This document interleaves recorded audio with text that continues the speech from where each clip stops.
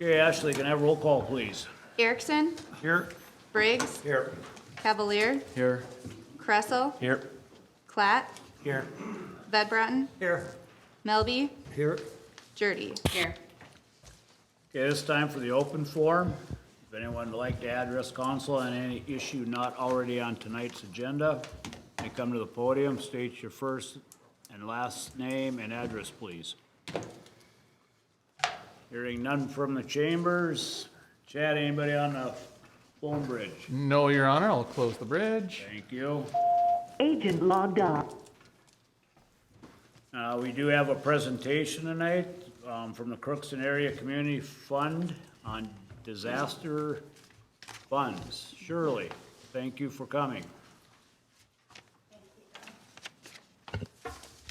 Thank you, Mayor and Council, for the time on your agenda tonight to talk about the Crookston Area Community Fund. I proceeded to hand out two flyers. One is on creating Crookston, and the other one is on planning strategies. Both of those for the Crookston Area Community Fund, just to give you a little background, it was put into place in 2008. And to date has donated more than $2 million to the Crookston area for various, shall we say, good projects. Some of it, of course, it was the Arena Fund, which was started about a decade ago. And also just different projects. I mean, a lot of the checks are to the city of Crookston for different efforts that you do, trail enhancement, signage, the Oakdale Cemetery monument raising. It came through for some different projects, an online CNA class to help the villa become fully staffed, as well as Riverview, helping to pay for some of those grants. So it's various and sundry, shall we say, ways that we contribute to the community. So first, the Crookston Area Community Fund has an endowment fund. What that means is that you plan in your estate or in your yearly giving to donate money to the Crookston Area Community Fund, which is housed under the Northwest Minnesota Foundation. Their office is in Bemidji. They do all of Northwest Minnesota.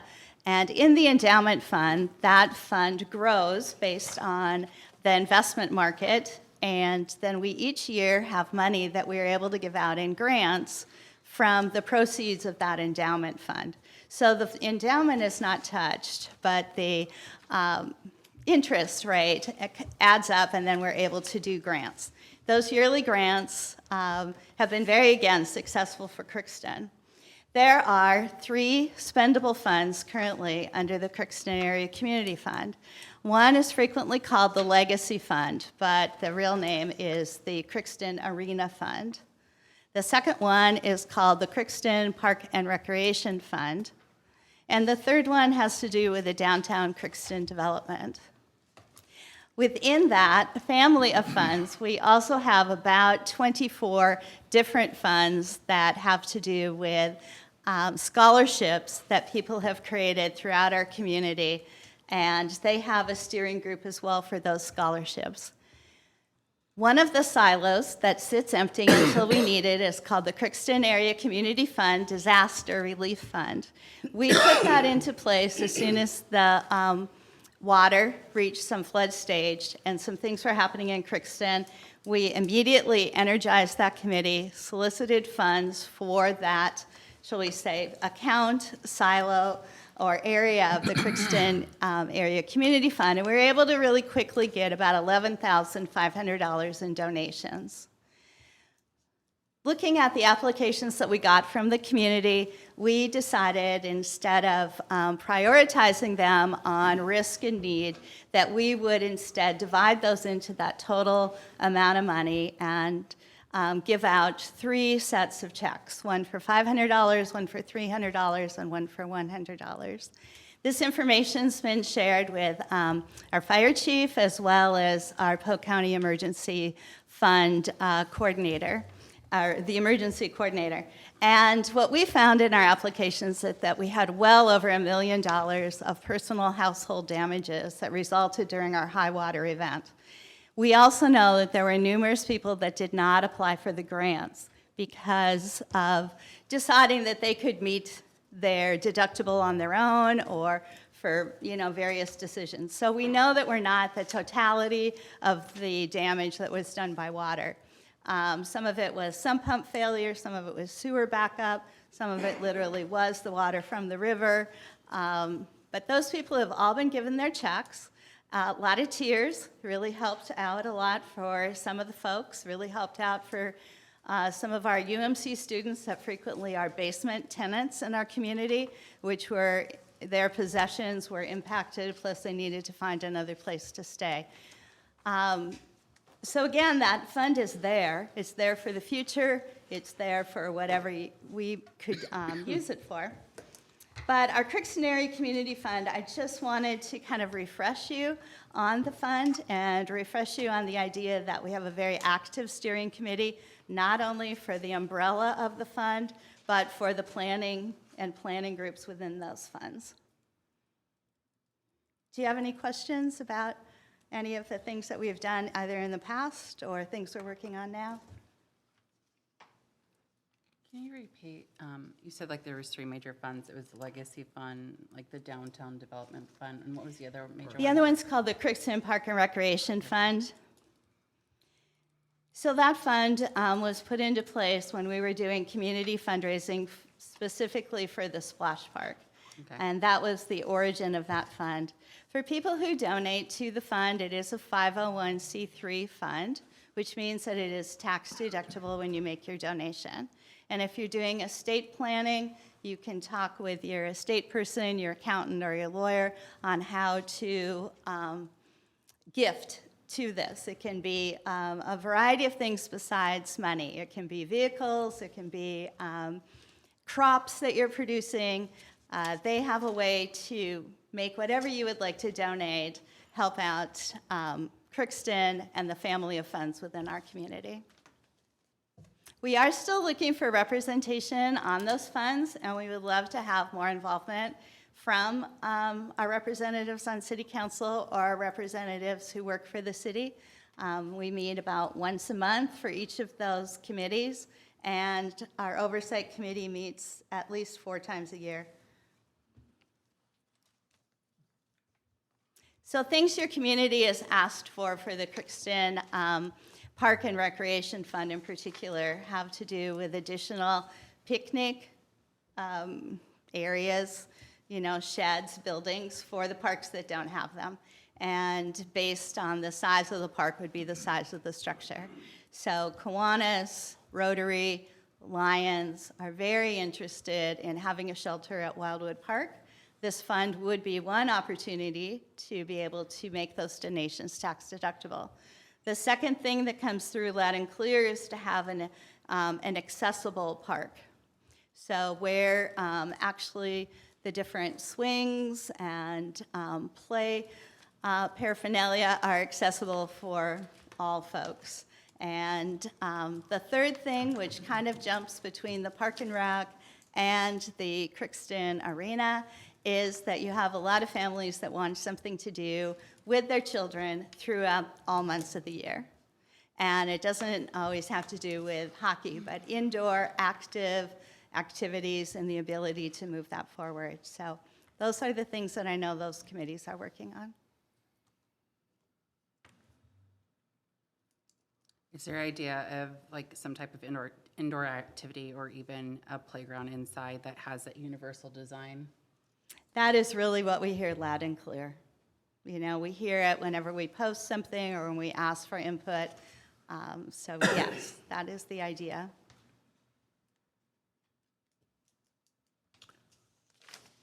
Questions? Okay, thank you, Shirley. Thank you so much.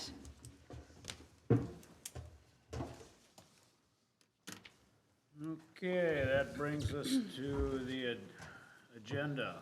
Does anyone wish to add or remove anything from tonight's agenda? We have a motion to approve tonight's agenda. So moved. Thank you, Joe. Is there a second? A second. Second by Delane. Discussion? Hearing none, can I have roll call, please? Erickson, Aye. Briggs, Aye. Cavalier, Aye. Kressel, Aye. Klatt, Aye. Ved Bratton, Aye. Melby, Aye. Jurdy. Aye. This brings us to the consent agenda. Does anyone wish to remove anything from the consent agenda? Can I have a motion to approve tonight's consent agenda? I'll make that motion, Your Honor. Thank you, Clayton. Is there a second? I'll second, Your Thank Honor. you, Christie. Roll call, please. Erickson, Aye. Briggs, Aye. Cavalier, Aye. Kressel, Klatt, Aye. Ved Bratton, Aye. Melby, Aye. Jurdy. Aye. Okay, no public hearings, regular agenda. Ashley, please. Yes, Your Honor. Item 8.01 is a resolution to approve the impound and sheltering services of impounded animals. Thank you. Can I have a motion to approve this resolution? I'll make that motion, Your Honor. Thank you, Don. Is there a second? Second. Second by Steve. Discussion. I had one area here on that. When I was looking at that, and I talked to Corky this morning about it, our fee for that is, or for impound is $15. Okay, and we get so many kennels for the dogs or cats or whatever, 5. But then if we need if we have more and we have a pop-up one, the fee is $18 for that pop-up one. So should that fee be $15 or $18 all the way around for that, in case you have more? You know, if we're gonna be paying more for the pop-ups, you know, say if me and you each get our dog impounded, and the thing is full, are you gonna pay $18 and I'm gonna pay 15? Or is the city gonna eat the $3? Corky, you wanna? Yes, I can speak to that. This proposed agreement was negotiated with the new entity Right. by myself and Chief Selzler. So in arriving at that proposal, what we thought, one, was we want to encourage people to come and get their cats and dogs, and that's what they shelter. Yep, Okay. So keeping the fee at $15 would encourage people perhaps at 15 instead of 18. In addition, I did ask the management there how many times we used a pop-up Yep. in the last year, and she said 12 times. So, I'm not saying it'll be that way all the time, but if we had 12 times 3, it'd be $36. And that's what we talked about, and it certainly is within your all discretion how you wanted to do it, but that was the thought process. One, encourage people to come and get their animals, and two, it was a fairly minimal difference. it is, but I guess myself, when I look at, we're trying to tighten our budget a little bit. I think if $3 is gonna make a difference for me coming and getting my dog or cat, I didn't think too much of that dog or cat. So I think we should raise it to 18 and, I mean, I know it's minimal, but I see Tom's point. I mean, we don't, so the city's gonna pay 18, right? So like last year, we, in a sense, went in the hole $36. Is that what, That's what I'm telling you. yeah. So I would just help clarify that a little bit. So I think there might just be a little bit of confusion by that. So we are paying $18, the city, per day for each kennel, right? And $18 for a pop-up. What we're doing is we're charging the public $20 per day, so there's a $2 a day margin of profit, which used to be $1. And that $15 impound fee that I think you're reading? yeah, So if your animal is impounded for 1 day, if it's brought to the pound, the first day is a $15 impound fee plus the $20 impound fee for that day. So it's $35 for the first day and then $20 for every subsequent day. okay. What I did is, it used to be $25 one-time impound fee, and then we were charging $5 a day, right? So what I tried to do is I lowered that number so the first day would remain the same, like Corky said, so that your first day you wouldn't be paying $45, we'd keep it at $35 that it was, just like Corky said, to try to get people to come and recover these animals. It's difficult even at the $5 per day, plus we were charging the additional fee, and I apologize, it was $35 the first day for them to come in. So we try to keep the first day consistent, but it is $20 a day after that. So I think that's where that $15 comes in as confusion. So we are paying $18 all the time for regular and pop-up kennels. Okay. Okay, well, that explains it a little more there. Further discussion? Is that like an average, I mean, have you ever, is that what other towns would charge for impound? Or, You know, I didn't personally do any checking. I don't know about Chief Salzler, but we've had a long history with these guys, and, I mean, they've been at $4, for a long time.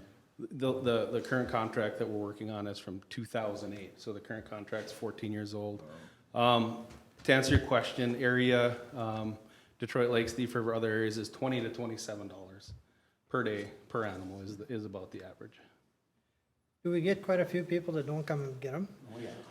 So, like Corky said, we also audited at the police department, we audited 12 months of the last 12 months of any history at the impound.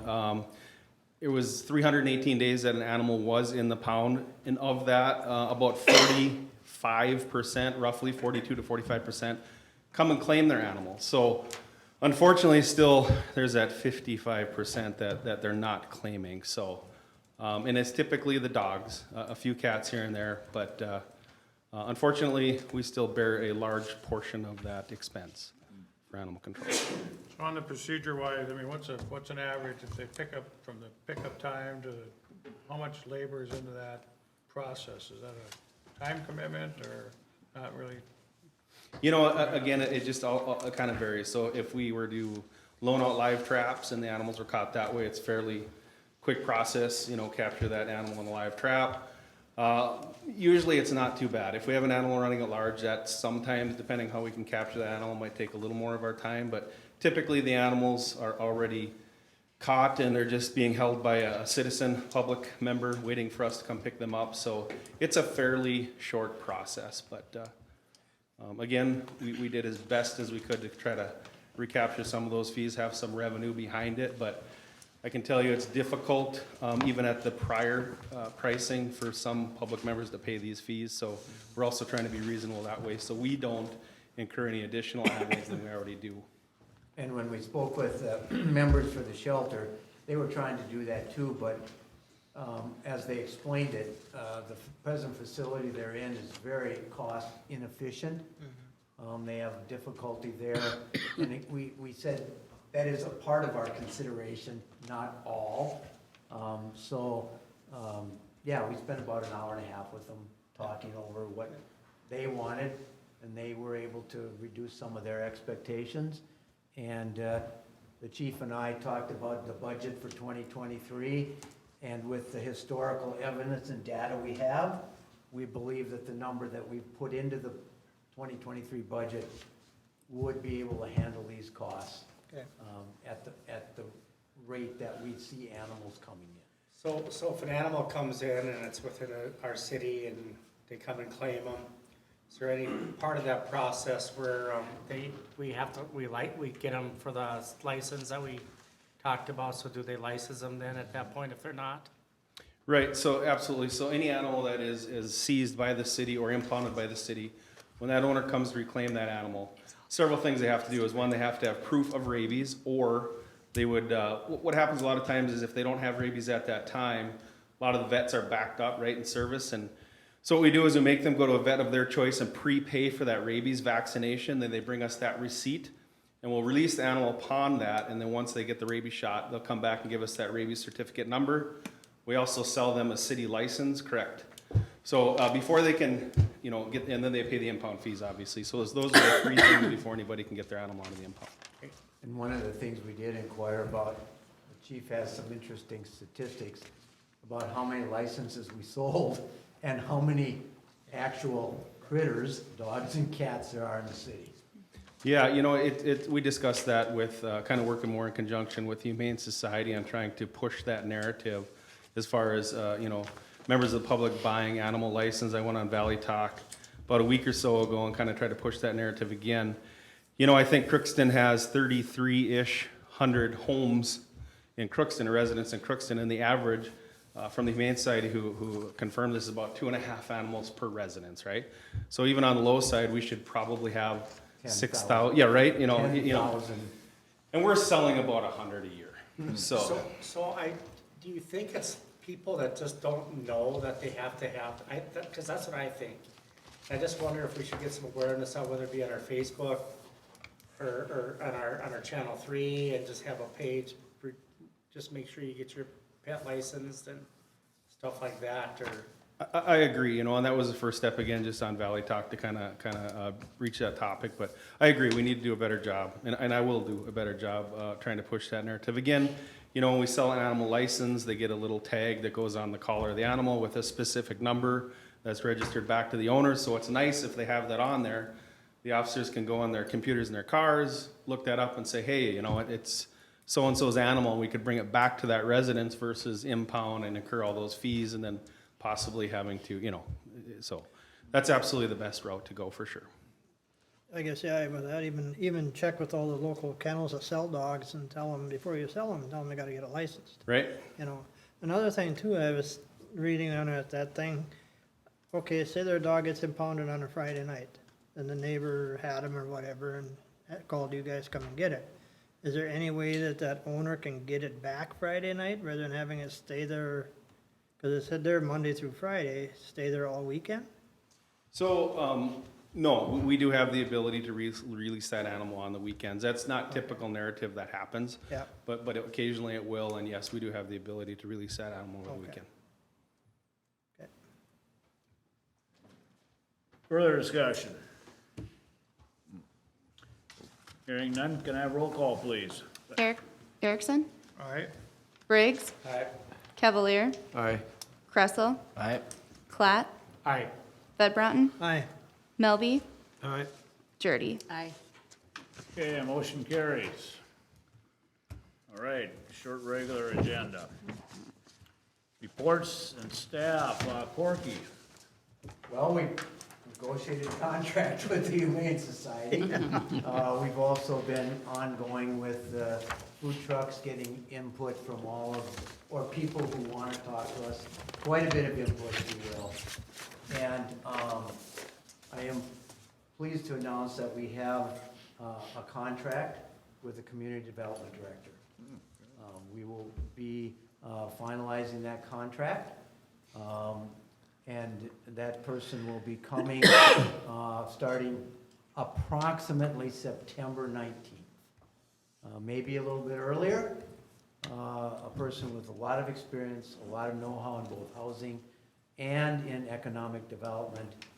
She is familiar with the area and the climate, so she's not going to be concerned about that. And you should be, within the next week, we'll be issuing a press release. Jordan, our human resources individual, and I have yet to meet, gather enough information to give you more specifics and give the public specifics. So we're really excited about that.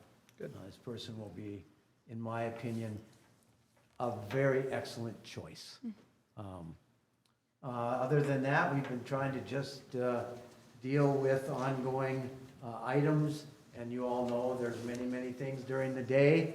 We're meeting with Tri-Valley, we're meeting with the Fornade Development individual, Jeff Evers, and so we've been busy, but nothing else specific at this point.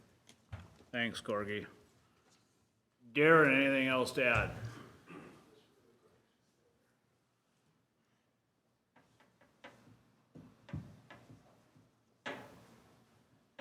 Just really quick, thank you. Just a reminder, Night to Unite is next Tuesday, August 2nd at UMC in the courtyard from 4:30 p.m. to 7:30 p.m. Again, this year, it's packed with local vendors, special events, prize giveaways throughout the night. Mini demonstrations going on from the fire department, watermelon eating contest, K9. Again, it's the largest event that the police department hosts with the city. Usually a couple thousand people show up, so again, if you're out and available, please stop by. Working with Oxcart Next, that's our next event we're planning, trying to staff right now. Been in contact, working with the Oxcart Committee on discussing what events they need staffed by the police for security. Again, we remain to be extremely busy on both patrol investigations. Responded to just over 350 calls again in the last 2 weeks. Still working on the hiring, working hard. We had one candidate that we interviewed, we're going to start a background on, and unfortunately that person withdrew for financial reasons, relocation costs. We do have a couple leads we're working on, but still top priority for that to get gone. Like Corky said, very busy right now with some different grants and opportunities that we're working on, but other than that, that's. Your Honor, if I might, the night to unite, well, hopefully you all will be able to attend. If you would let Tina know what time you could be available, we will be having a table or a booth or however it's structured, so all council people, and if possible, department heads, hope you can have a presence for a bit of time, if not the whole time. I will be there the whole time and like to see you come and be available for people to talk to. Agreed, thank you. Any questions? Anything? All right, thank you. Thanks, Darren. Tim, anything?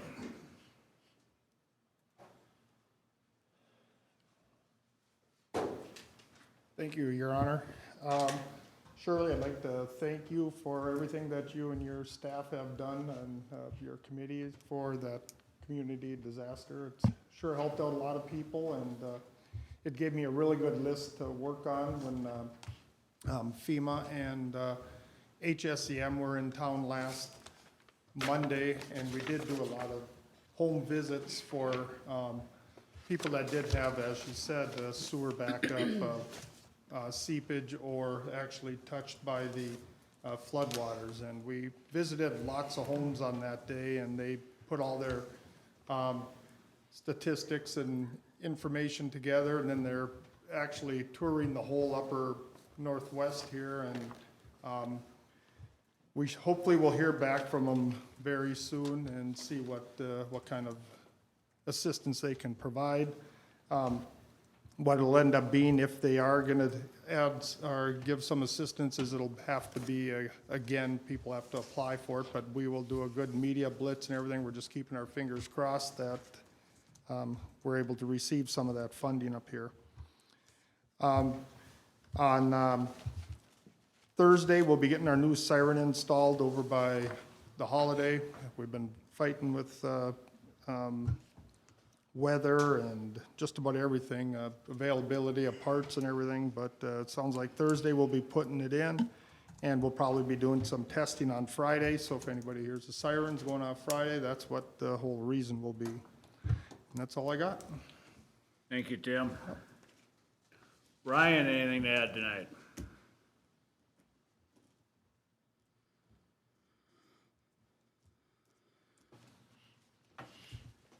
I don't know if you all have had a chance to look at your packet and the council packet, but we did get one call about the SRF consulting amount of that check. And that was several invoices that had made up that dollar total, and that was from the corridor study. The council, when we got together and you voted on that, it was for $204,000, and we are about $13,000 away from hitting that mark. And the state, all those invoices have been submitted, and we will be receiving 67% of those dollars back. And then Corky and I last Friday, and Kathy met with Brady Martz. We had Sarah Niemela here and Tracy Bruggeman, and went through a few of their concerns and answered some more of their questions. So we're hoping to get this audit completed within the next week or two here. And then also had an auditor from the state come and start looking at our TIF districts that we currently have on file here, and go through those and audit those and try and get those in line for the reporting that is due August 1st with those. Any questions? Thanks, Ryan. Chad, have anything? I do, Your Honor. I'll take a stroll.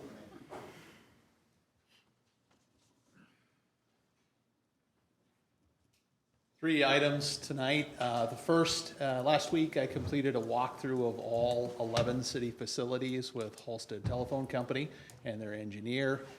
Three of our buildings already have fiber in what's called termination or in the building.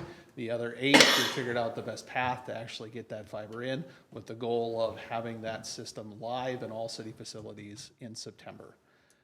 Second is we've had 3 interviews for the IT technician position with a 4th this upcoming Wednesday morning.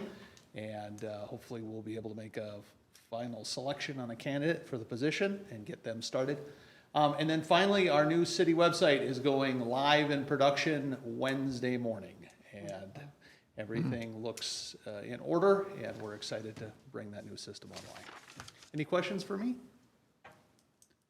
Thank you. Thanks, Chad. Brandon?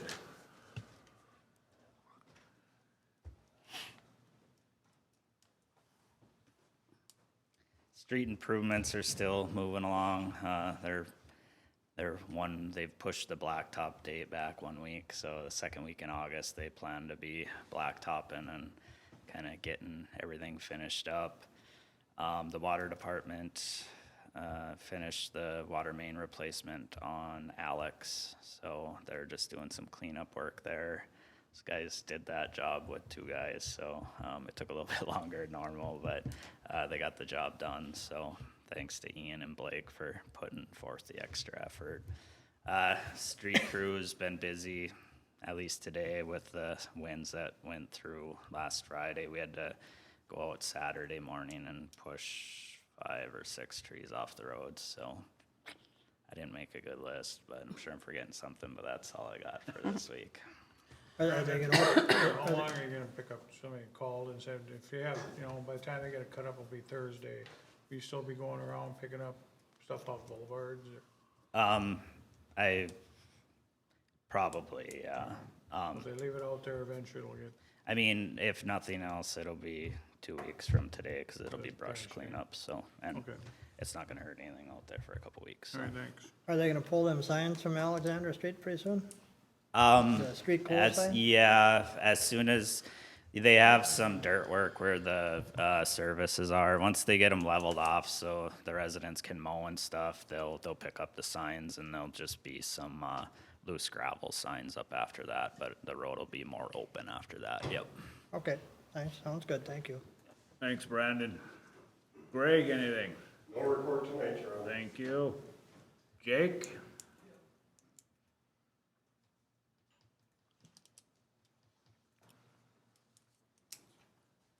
Thank you, Your Honor. Parks crew, we're continuing to mow. I just want to give them a big thank you and kudos to, they did a fantastic job. We had our sub-state this past weekend out at Carn Field, and 8 different teams came in and had a lot of good things about our baseball complex and how it looked, and just the whole atmosphere and how things ran and stuff. So kudos to them, and a big thanks to them for getting that all squared away and ready to go for this big weekend, this big past weekend. And with all that work they did out there, they managed to get the batting cages up, or 1 batting cage up by diamond 5 and 6. So now we have cages at both complexes, or Carn Field and Ray Eklund. They're started today to start to put in some launches today and getting things in the river set up. They're starting that this week. And again, just thank you for all the staff that did all the hard work during the tournament and get the tournament ready. The pool, we had a hiccup on Saturday. I went in, got it fixed. We had a high pH level. I went in, like I said, squared it away, and I got a phone call at about 5:45, 6 o'clock this morning. We had high chlorine. So again, I went in this morning and got it squared away. We were open again by about we're ready to go about 9:30 this morning. So I did have a staff meeting today with my full-timers. Starting this weekend through August, every weekend we're gonna have someone on call for the pool. To go in, they're gonna be on call. If there's an issue, they can go in, they can fix the issue. We can give Hawkins a call. His name's Kent Oslin. Anytime, he'll guide us through how to fix problems if there's problems. We're gonna have someone there all the time ready to go. So that is squared away today. Like I said, every weekend, starting this weekend, is booked for my staff. The last session of swim lessons started today, so they'll go this week, Monday through Thursday, and then they'll go next week, Monday through Thursday as well, ending the 4th of August.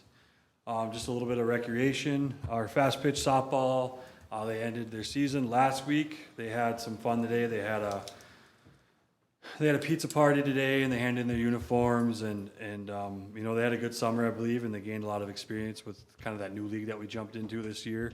10U baseball, they have a playoff game tonight. I'm not sure what the score is. It was 2-0 Crookston 2. Mr. Creslow and I left. But they're starting tonight, and then the 12U start tomorrow. The 12U will play in East Side, and then whoever wins tonight moves on, and they go play in East Side the rest of the week for the 10U. 15U baseball, they're done now. They played at the state tournament in Austin, Minnesota this past weekend.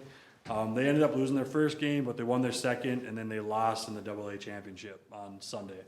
I talked to one of the dads, and Saturday was some nasty weather down there, so they played 3 games back in a row on Sunday. So they had a lot of baseball. Junior Legion, they started sub-state today in Dilworth, and then again, the last 2 weeks of our summer programs, like I said, we're done with summer programs August 4th, and then Andrea and I are still continuing to prepare for fall and winter programming. We do plan on opening registration August 1st for everything. So, any questions for me? Go ahead. I was just gonna ask you about the poll. I recently heard that UND is going to be tearing down their pool in a year from now, and their swim teams all don't have a place to go or a home yet. Okay. And I do wonder if maybe, even if they're in process of trying to find or build with Parks and Rec, that we might be able to have some type of agreement at least for a year or something in the meantime, and maybe something to look into going forward, because I had just spoken with them. I didn't realize that they were tearing down that pool, but they have a lot of swim teams there that don't have a home in a year. So Okay. maybe something to consider, reaching out. Put that down. I will write that down right now. Thank you, Christie. I just wonder, got a question, how come we got so many kind of little hiccups at that pool? Is there, I mean, is there equipment that we need to look into to control the? I've pH and recently chlorine? purchased a brand new monitor that takes out the chemicals that you can set for, and they squirt chemicals into the water that, you know, when they reach levels. I talked to Kent this morning. He doesn't have an answer for me. He just told me how to fix it. I've had him in here 2 weeks ago. We've ran through things. Everything runs fine. It seems like it goes on for a week or two, and then we have an issue. And then it goes on for a week or two, and we have an issue. I do not know why. And this was a brand new unit? The monitor that we got is a brand new. It got put in about roughly 2 or 3 weeks ago, yes. And that's what's giving the problem? No, I don't know. We put a thicker hose on that puts the acid through to keep your pH levels right, because the pH was messed up, and then I don't have an answer. It's just keep working on it, and I can look for a company to come in and look through our whole system, but that's gonna cost money. Well, I guess keep playing with it. Yeah, I will. All right, thanks, Jake. Have a good night. Your Honor. Yes. I also should say a big thank you to Jake and his staff and the American Legion team. Our presentation of this tournament went so well that they're recommending that we host a state American Legion tournament. So everyone who volunteered, everyone who helped, it's awesome. And we'll see if we get that recommendation, but it could be an American Legion state tournament in Crookston in the foreseeable future. Awesome. Thanks, Corky. Ashley, you got a couple items to add Yes, tonight. Mayor and Council. I just wanted to inform everybody that I have done a notice of filing for the 2022 candidacy. We are having 5 seats. We have the mayoral, Wards 2, Wards 4, Ward 6, and at-large. They're all 4-year terms. They begin August 2nd through the 16th. You can come into the clerk's office and any between August 2nd through the 16th from 8 to 4:30, and then on the 16th, I'm open until 5 o'clock. It is a $2 filing fee, and this is for the election, you'll be able to vote at this for the general election on November 8th. Anything else? All right, thank you, Oh, Ashley. remember to go vote at the primary on August 9th. All right, thanks, Ashley. Start with Wayne tonight, anything? Nothing tonight, Your Honor. Thank you. Christie? Yes, Your Honor. I think that Jake kind of touched on everything for Park and Rec's meeting, but really excited about night to night. It seems like a great thing, and it sounds like the sub-tournament for Legion is probably going to bring us some more business, so that's exciting as well. I wanted to give a shout out, and I don't know, Shirley, if it was a DCDP or if it was Sister Corner or what, but I had a couple different citizens come up to or call me or text me telling me that the music downtown and the little market we had was just really wonderful, and they really appreciated having things like that. So just let you know that the constituents really appreciate that, and so I know that's a lot of work at times, so thank you. I also wanted to thank Brandon. We were one of the areas that were affected by trees being down, and actually Groveland was completely shut off, and nobody could get through. So we really appreciate the timeliness of how fast you were able to get out with your crews to move branches and trees for us. And I know Bridge Street also had some issues that you guys took care of, so I really appreciate all your hard work for that. That's it. Thank you. Steve? This crazy day, I think was pretty good for downtown. It seemed like there was a lot of traffic down there, so it was good to see. And thank Shirley too for the things that she's bringing downtown, because that does draw people downtown and can only help the businesses out that are down there. And I think can only get better, and glad that everybody that supports the local businesses. And I want to announce that I will not be running this coming campaign.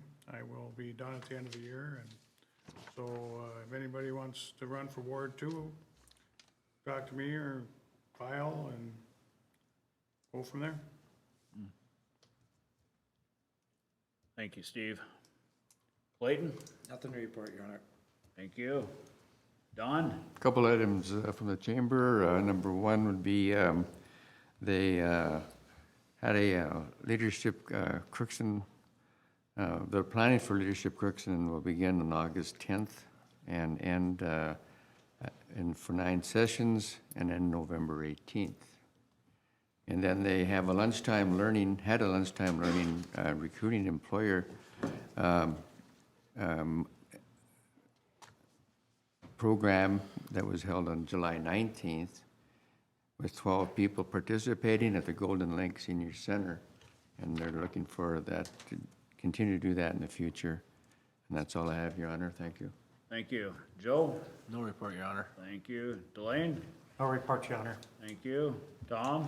Well, I haven't been here for a few weeks, but Welcome back. Yeah, and I just wanted to send a thank you out to Jess Benson for all of her nights that she spent here covering for the Times, and all the different committees that she's been on for the city, and just congratulations to her on her new job with UMC. Kudos. Thank you. Just got a couple things. Moving into August, it seems like it's a busy month, so it's kind of like, you know, it's around the corner when you get through August. It's, anyway, busy, night to night, Oxcart, the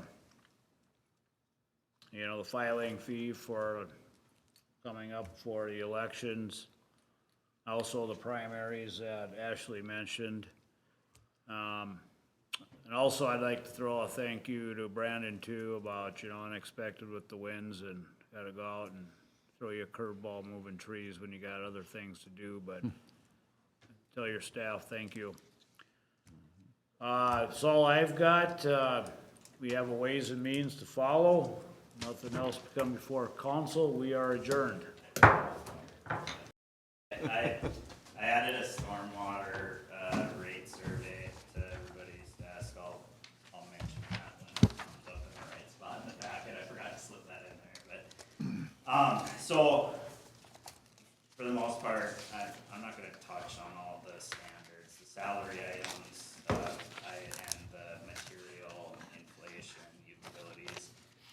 standard rates that all other department heads, use, so. And then, when looking at revenues, I try to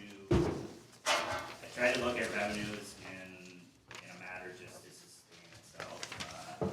So just to break even, not make money, not lose money. So, if we get some suggestions from there, I can adjust. And then on the salaries for the general fund, those sway year to year depending on the snow conditions and whatnot, so you'll see I went kinda ADD on them. I took the year's total and, I figured out what percentage of the labor was in each column for 21. And then I just used that to allocate, the salaries for this coming year. So, really nothing out of the norm on page 33. So where does the revenue pages at? This one's a little different than the other. It is going to be, it's on page 39, it starts. This is all in the general fund, so it's not as clean as the enterprise funds, but I've written down some things so I can explain the revenues and expenses a little bit better. So what did you say you did with the revenues? I tried to make them so they would sustain themselves, so they would cover the expenses that no levy funds would have to support any of these. Well, what about helping the levy? I mean, is there anything like, Yeah, I don't know, the garbage, I mean, is there anything, we talked about garbage here a few years ago, and that was like, I mean, I think Steve mentioned we should try to get it so it's a break even, at least a break even, and I think we were losing money for a few years on the garbage, weren't we? Yep, can I go over that when we get? to Sure, it? I'm sorry, I just wanna make sure So that, I'll go through all that once I get. okay, sorry, I just don't wanna jump around so I lose my page here. Okay. On the pest control, on page 35, pest control, so the 228 materials, I've purchased a couple of traps to get mosquito counts so that, we can spray off triggered thresholds, so I increased that a little bit to pay for the CO2 and the supplies for that. And then, under the equipment line of 540, that's 15,000 each for two new mosquito sprayers. Our two older ones are, every once in a while, the guys have to stop and bang on the power box. to get them going. Those would be the same type of thing, your pickup sprayers, Yep, same one? yeah, and these would be, they would be, they track how fast the vehicle's going, so you get a more accurate dose. It saves on chemicals, so. Do you change your chemicals from time to time so they don't get used to the same stuff? We do not. Okay. I was gonna, when talking to Grand Forks, he said that when we do spray it, with the traps now, you should see it collapse. So if it gets to be the case where that's not happening, I'll look into it a little bit, but if they're still looking good.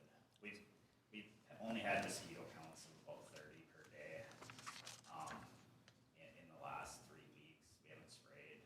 I'm just kind of using Grand Forks' policy at the moment. They don't spray till they get 130 count with a CO2 trap. so you put these, traps in high, how do you know where to, how do you determine where to set your traps? In a shaded area, kind of if there's some areas with some standing water. I only have one out right now because I only have one CO2 tank, but as soon as I get the other one, I have one up on the north end and I'm gonna put one on the south end, so. Well, they were out the other night. Mosquitoes? I haven't counted what I caught over the weekend yet, but, Okay. So that's, I have had a couple of people make some comments, I said, well, we're doing a better job. We got the traps and Yeah. monitoring them a lot better. So I said, hopefully that's why I asked him where the placement was, so. Yeah, mosquitoes are, at the end of the day, we're not gonna be able to have no Yeah. mosquitoes, so, if that's the expectation. No. No, it's not. We need to. Heavier than usual. Yeah, I'll look at the trap count, I just didn't get time today to count them, so. So on to page 37, the dike and flood, so the big, changes on this one is the 530 other improvements. I put about 100,000 in there to adjust the fire hall levy to, protect closer to that 31 feet. And then on the equipment line, 540, we need one more power head unit for those storm pumps that we run when we are in a high water event, those Case diesel power heads, so that's what that 25 is for. Just throw out there for that, other improvement to levy for the fire hall. Is there grants or stuff that when we do that we could get reimbursed something with that, or not really? Yeah, and that's gonna be part of the conversation later in the FEMA processes for mitigation at that point, but we're not that far yet. So it's possible that we could, yes. And even with that, wouldn't that money come out of the dike fund? Yes, I should probably move that to a different fund, but yes, that's a good point.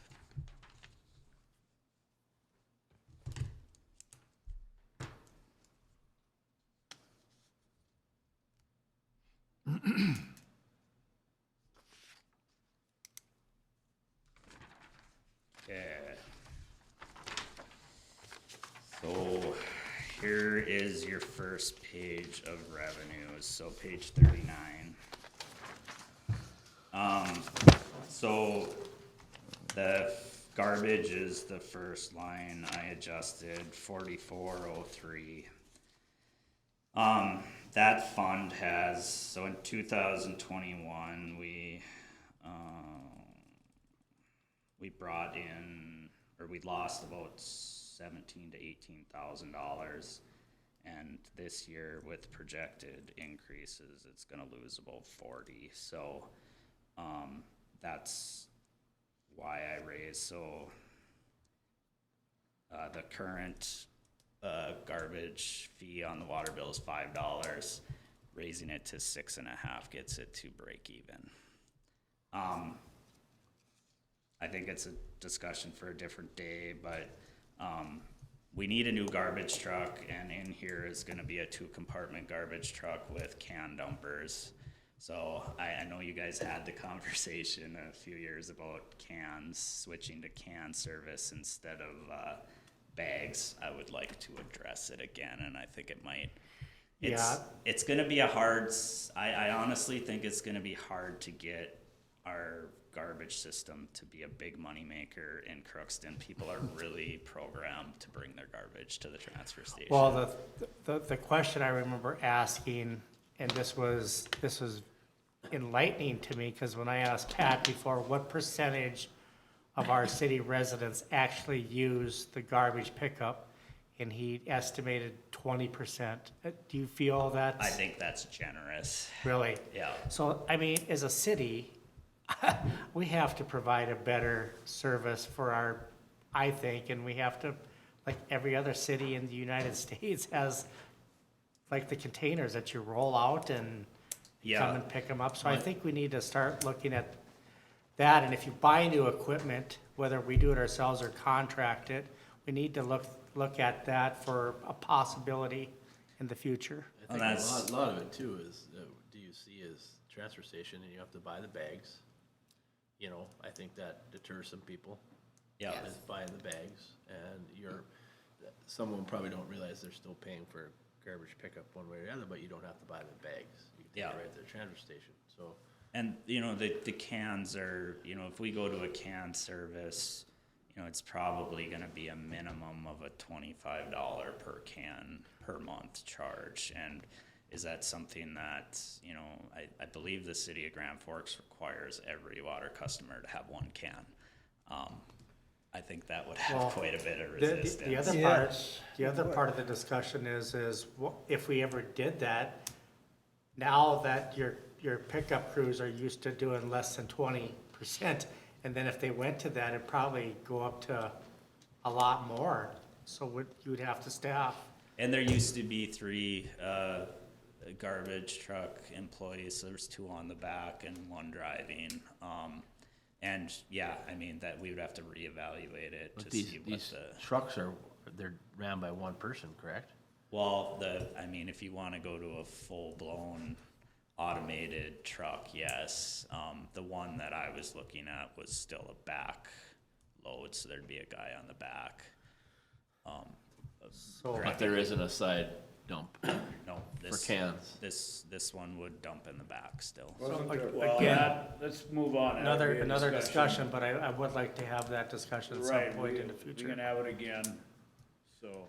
So in between time, are you gonna raise the rate up to 650? Right now, these are just proposed. Yeah. We're not making any changes right now. The streetlight fee has been underfunded, so the 4407 in 2021, that fund lost 26,000. 22, it's projected to lose 60,000, and that's mostly just with the utility rates going crazy. So you can see in there the current residential light fee is $250. The 4-bedroom or 4-unit apartments is $7. 5 to 15 is $12, and then you can see what I'm proposing to raise it to, and that right there is just to break even too. So. Those are my only big comments on that. So you're page.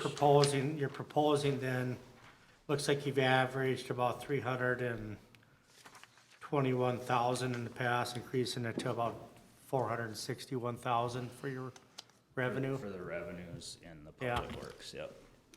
And just so we're clear, you're not proposing at this point a $6.50 base rate for garbage collection? Or you are proposing $6? Well, I'm proposing it, yes. We're Okay. not. Just wanted to make clear, I was a little uncertain, but you're proposing that. Yeah. Yep, and we talked about that, sure. So in the same breath as what Park and Rec did, and are moving theirs up, is this gonna move up? We don't have to make that decision until the budget's in, and it's approved. Park and Rec's a little different because they're starting registration on Monday. August 1st, yeah. And we can move forward with any rate adjustment you guys see fit. We don't have to wait till the first of the year. Exactly. But this is just kind of bringing it To the forefront. and we can. Reality. If you This guys, changes it from a losing proposition to a break-even proposition, not a make money. Right. But it is making money in the sense that you're breaking even. For sure, yeah, I think at a minimum, this is what we need to be doing, yes. and when we get to the water and wastewater, I have some pretty good rate analysis that's done annually by a local firm that we give them our rates, and they check a lot of the local utilities, and I'll explain that when we get to it a little bit. Okay. All right, I'm skipping a page, go to 41. Which one? 41 in the general fund. 221, the building repairs and maintenance, there's an extra 10,000 in there. The furnace needs to be replaced at the street shop, so that's what that's for. In the 331, I would like to do some extra training for our staff in the public works is all pretty new, and there's some university classes that go over some general road maintenance and whatnot, so that's an extra, I think $3 or $4 grand to get them to go to that. That's the two big notables on that page.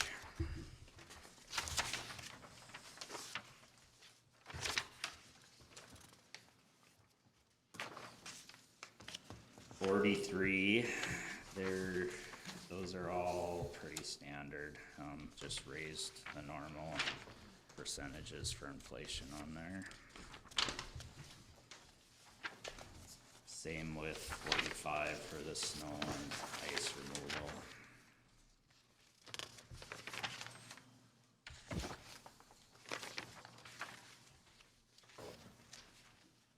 Tree trimming is pretty standard. I did in the contracted services, the 303, I did leave that 50,000 again, cause I feel like we're probably gonna need that.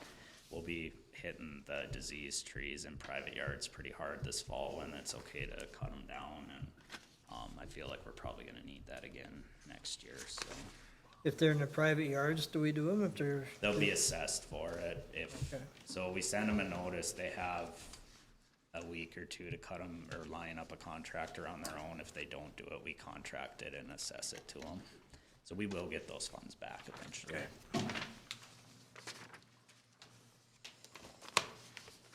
Street lighting, so if you look at the actuals in 2000 and 2001, you know, if you go back to the revenue page, the revenue there was only like 112,000, so you can see we were losing substantial funds there, so it's really, other than the utilities is the big up on that side. The big increase. Even that jumped that much, you know, all the residential, the bulk is all LEDs.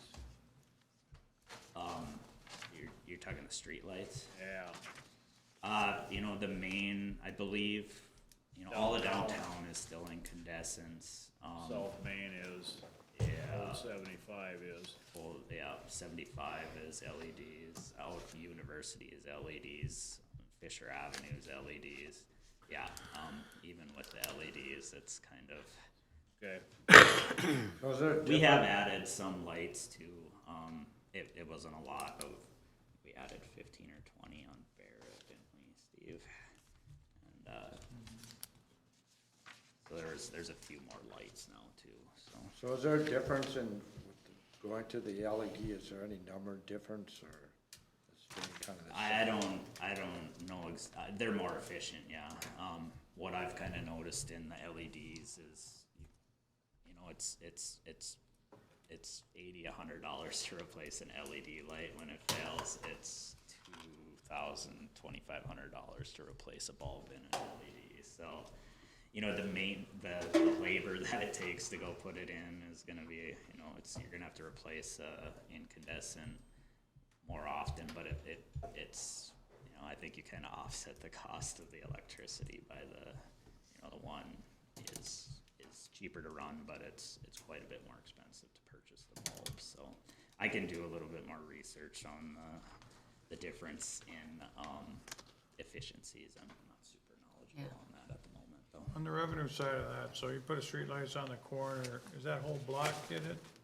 It's on every water bill. So anybody that has water pays that fee? Yeah, and then the apartments pay a fee too, depending on the unit size. So it's more of a base rate fee, not an actual location. It's spread over the entire city, because theoretically, we all use, as citizens, any street, anytime, anywhere. So it's not street-specific or lot-specific. Page 50 for the street sanitation, that's pretty standard.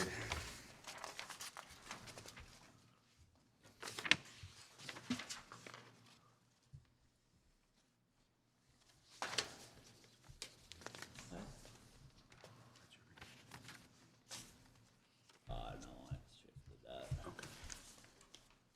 So for the street sanitation, that's more than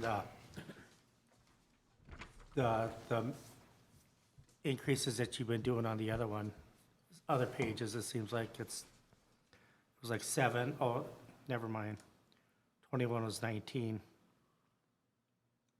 From 20 to 21 was a big difference there, but not from, Yeah, I guess I don't know what happened in 21, never mind. but this is all just street sweepings. Yeah. And that's actual, it's hard to say, I'd have to pull out the budget from that year to see what the city actually budgeted that year, because that's an actual number how the year ended. Okay.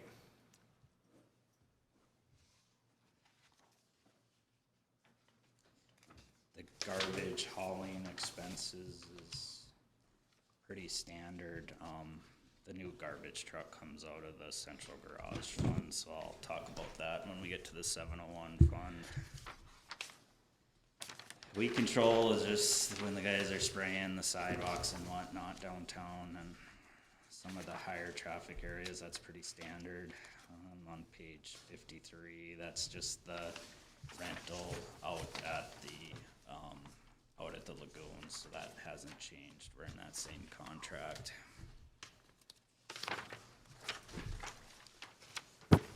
And on page 55, this is for the whole general fund, so it's not very reflective of what I just went over for revenues and expenses. It's for the whole general fund as a whole, so that's 6 million number, so that page you can disregard. So that is all of the general fund for the public works. Move on to the central garage. First page is the revenues, so this central garage is, you'll see in all of those funds, there's a central garage that we charge equipment hours, and the central garage is essentially our savings account for our future equipment purchases. So if you look at the 8,400, that's our equipment rental revenues. Our averages were coming in at about 260,000. Talking to most of the equipment companies, they're talking about a 30% increase on equipment. So I reflected that coming in, and I reflected it coming out of all those general fund accounts too. So if you look at each of those central garage lines in the 101 fund, it's about 30% higher. So to get those funds in the central garage, I'll just raise we have an hourly rate for each of our pieces of machinery. I'll raise by 30%. On page 2, the equipment line 540. So I wanted to try a belly scraper on one of our newer plow trucks. So I got a quote from Burt's. That'd be about $35,000 to add a belly blade to our current plow. Just gonna try one for now and see how it goes, and then if they work like I suspect they will, we'll probably put another one on one of our other trucks. That would give us the down pressure to allow the trucks or the roads to have less buildup on them like the graders do. Are the county trucks they're a lot bigger than what we have? They're a tandem truck, yep. Cause I know at one time they were gonna be replacing some of theirs. Yep. And they had the belly scrapers on them. Yeah. But would it be too hard for the city to work them around the streets? It's hard to get those tandems to make the corners when you're cleaning the corners. But I could dig into them a little bit. I don't know how wore out the county trucks are when they get rid of them either, but I can talk to. Check with Richie. Yeah, I'll check with both of them. Yeah. And then, so that 35,000's for the belly scraper and 300,000 is for the 2-compartment garbage truck. My thoughts on the 2-compartment garbage truck was that right now they go around and they grab all the garbage and then they go get rid of it, and then they go around the same route again to get the recycling. So if we got a 2-compartment truck, they could grab them both at the same time and not have to make the route twice. Or is that just the box or is that the whole truck now? The box would be separated into 2 compartments. No, I know, but I mean, when you say a new unit like this, are we just buying the Oh, yeah, that's the garbage whole- truck, it's or the are we whole buying tr- the whole thing? It's the whole thing. Okay.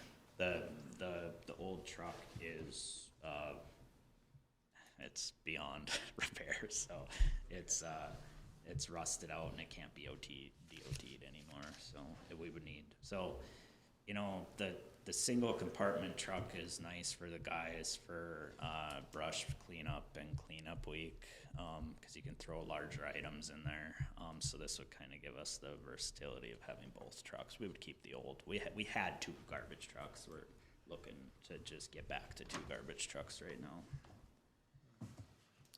And then the 550 line is for a shop pickup to replace the service pickup at the shop.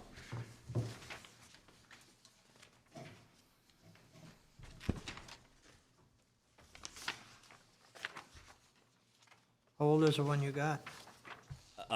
It's, the one that is there right now is, I believe, 15 years old. It's the old sewer pickup that got passed down to the shop, so I can get an exact year for you. That's all right, it's just, if it's shot, it's shot. Yeah. You know. And then, so that's your revenues and expenses for the 223 fund. So I know that's still in the red quite a bit, but, I don't know, I was gonna give it one more year and see, you know, I'm hoping that if we, have a couple of heavy years that, you know, we get caught up on our equipment here and we shouldn't have to be spending hopefully $500,000 a year to keep our equipment up, but we'll see where we are in a couple of years, so. So the next page is the capital improvements. So one question for Ryan, is there a way that each year when we do the budgets, we can see the different parts of what the city is doing that's really, costing us a lot of money to operate? Like, for example, you know, Brandon proposed some adjustments to get the garbage to break even. I mean, is there, not just in Brandon's department, but other areas as well? It'd be nice to see how we improve, like next year. Say, hey, this, you know, next year the garbage we didn't go in the hole that much as we did the previous years. Would that be something we can maybe do next? Yeah, and actually how that works is, you know, we get together as department heads once a week. And, you know, the department heads are the ones that ultimately, you know, they help set this budget. They are the ones who should be monitoring, you know, every month to see kind of where they're sitting at. Are they falling behind in an area or not?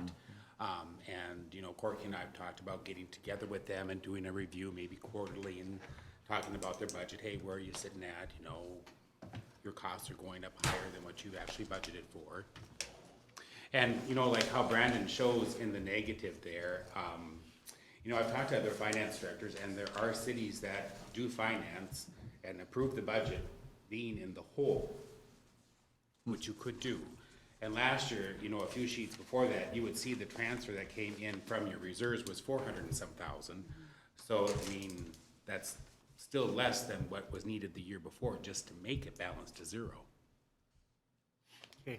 And I did remove all of the pulling from reserves to fund for this year, so it wasn't, I think that was kind of, it So you did not, or you did? I removed all of those, so. Yeah, what you're seeing here is what I call zero budget, revenues balanced with expenditures. Yep. As proposed. Perfect, yes. And it's certainly within your realm to talk about it. So when Brandon says it's a proposed increase on some of these things, when does it get to be not proposed or the actual? Well, you can do it, you know, at almost any point in time. You can wait till you set the budget and say these will be effective January 1 of next year. You could do it with the proper, you know, resolutions and that kind of thing. You could do it now. If you're saying garbage rates need to go up, we can do it now. If you're saying these things need to go up, we can do it now. It's just how you want that process to flow. And if they kept a better track of that monthly of how they're coming, you would know if you have to start advancing it. And- Instead of, instead of guessing, now you're looking at actual numbers. And then you can, read in where you're gonna have to go with it. And each department can do that. Right. Yeah. So With then, for Ryan's help, and with that, if that is an expectation, that can be done, and as you've seen, for the first few months of this year, we presented you at each council meeting a year to date. And actually, the summary that you guys have been getting for the financial synopsis, the Fund 101, your general fund has, your police and fire, and a lot of Brandon's accounts in here. It has Courtney's and my budget in it. So when you see the 101, that's got a lot of things going on in it. And if you guys would like to see more of a breakdown, you want to see the police each time, or you want to see fire, you just got to let me know what more you want to see, and I can give that to you.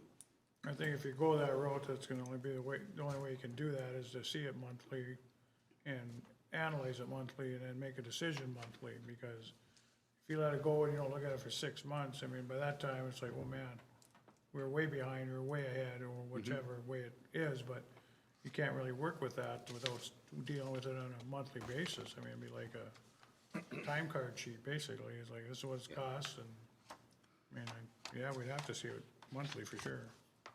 No, then probably what I would recommend at that point then is extracting the data out of our ENCODE and putting it into a spreadsheet, and then we could do a pivot table to capture that and just update each time that a month is closed. And there's no other way to really do that without doing it on a 2-week basis. So if we have it, the first meeting we have it, second meeting we act on it, like, okay, we have to transfer, we don't have to transfer, or however, if that's how you're gonna do it, but, if you're gonna go off that budget for the year, and we say this is a good number or whatever, well, then it's not, and we don't address that, also at the end of the year, we're gonna have to have a huge transfer from somewhere, I mean, you know what I mean? Yep. That's not gonna work out. And that's something that we could certainly address at our weekly meeting of our department heads. If that's something you want to see monthly or every 2 months, if the department heads know that. I'm not sure which is easier for you or whatever, but you're the one that final's gotta make the answer for it. Well, that, I mean, if I was sitting in this chair, I'd wanna see it monthly, the first meeting, and then act on it, what we got, how we are doing for the second meeting. I know that's gonna be a lot of work for you, but if we do it the other way, you have to have it said and done for the whole year, way ahead of time, which is not, a great way to do it either with how costs are evolving up and down. I mean, gas is varying 30 cents a gallon a day, so I mean, it'd be, But think- I would think. that's something the department heads can do if that is your desire. Department heads can see on a monthly basis and make their adjustments accordingly. Because of this particular year, when you're putting in an increase of 40% on utilities, myself, I don't think that's gonna stay at that 40% entire year, but you can see how you're doing, and if you're covering, or like I say, maybe it's 50%, that's what you gotta, be cognizant of, and that's what these guys are supposed to be doing every month with their budgets. And that's what we're getting to see now with the reports that they're sending us monthly. It's hard to do that in a 2-week span, because you don't get all your utilities and everything like that. And that's what you have department heads for. Right.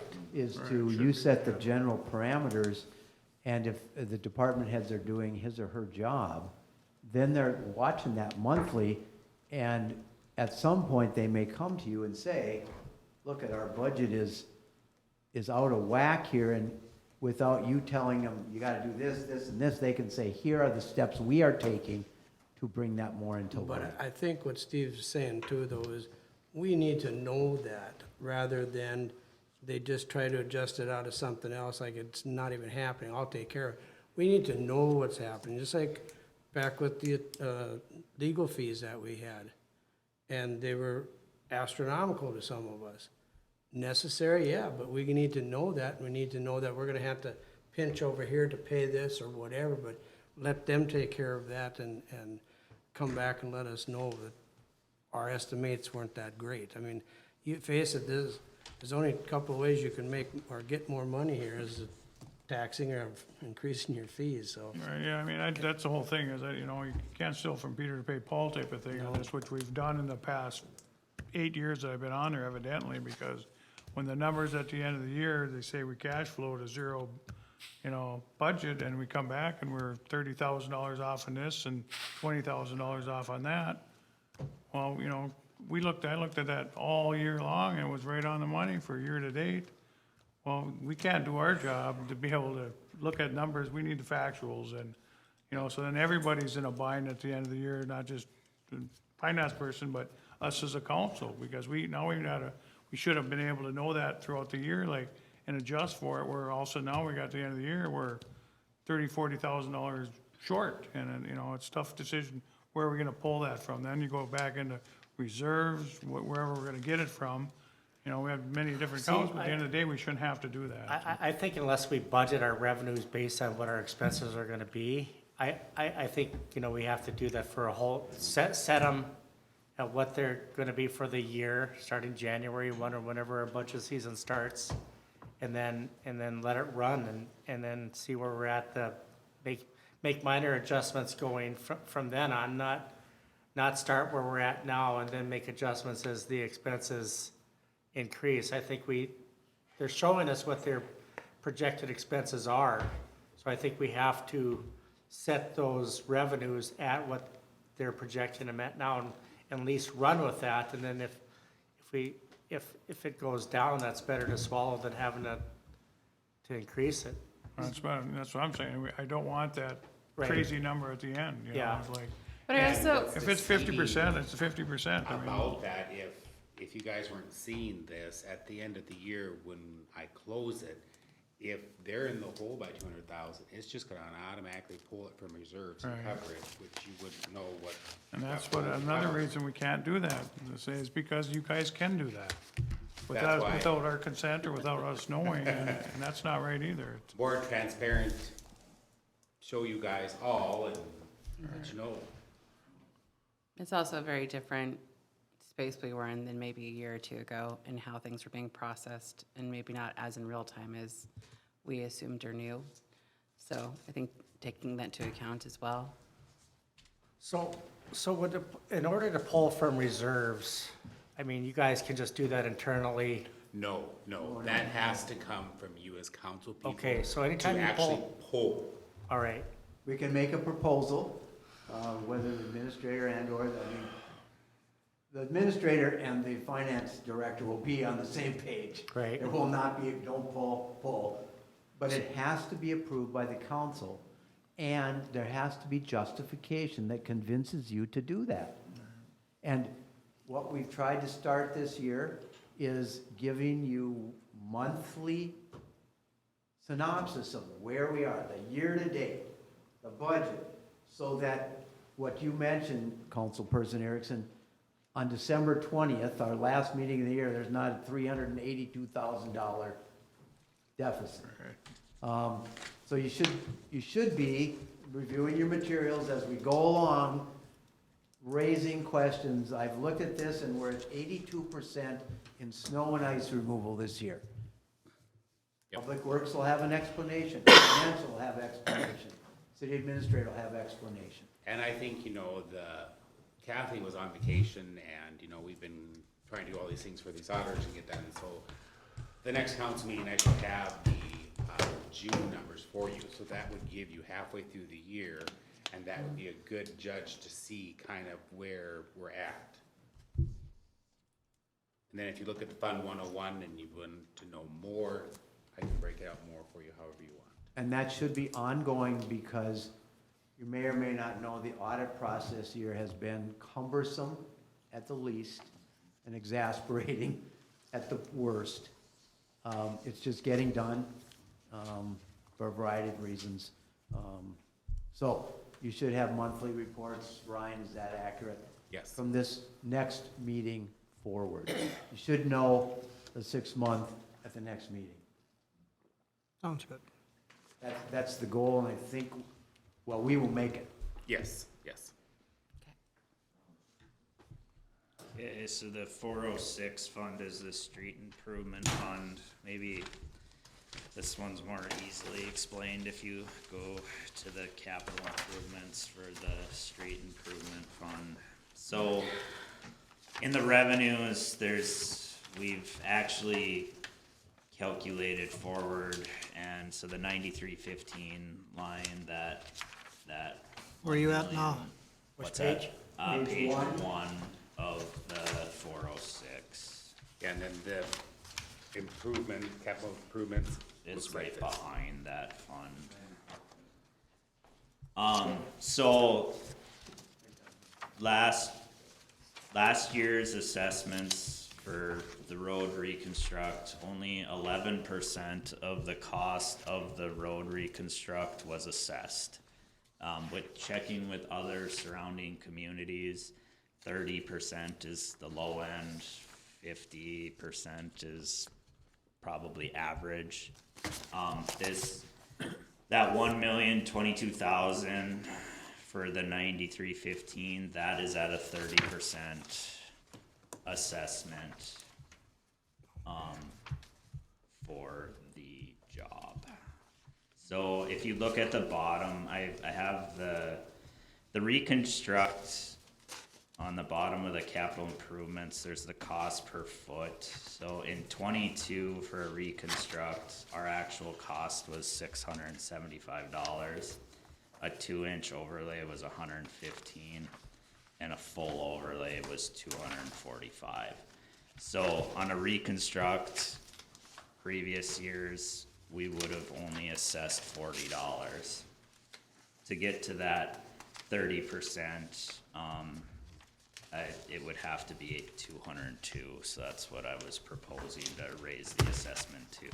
The average, me and Ashley looked today, the average frontage is anywhere between 50 to 100, so I don't know if you just went off of an average of 75 feet, so I think we figured 10,000 would be about the average assessment, which right now it's, about $2,000. So, and if we assess anything over 10,000 is a 10-year, is spread over 10 years, and then as the increments get smaller, the assessment is spread out over a shorter period.